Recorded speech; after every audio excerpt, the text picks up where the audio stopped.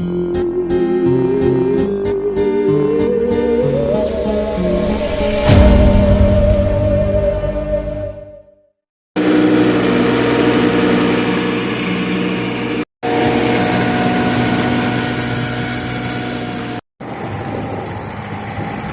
I figured I'd do a second video.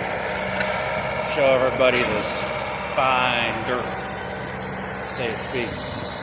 It is powder. This stuff's finer than Johnson & Johnson baby powder. Let me show you. Yeah. Real nice stuff. There is a few little clumps in there. It's powdered enough. He's only going through with the big tractor. I cannot get through with my little guys anymore. This is my little tires on my little tractors. They're just sinking down in there. I walked across right about in this area earlier, and I basically went into the dirt right up to my ankles. My feet were sinking. That'll be real nice for the garden next year. Be easy getting prepped.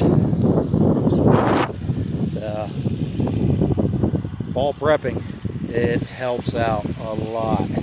This will already be done. We'll pretty much be done till springtime, basically. So after this, time to start focusing on that hunting season. Let's kick that.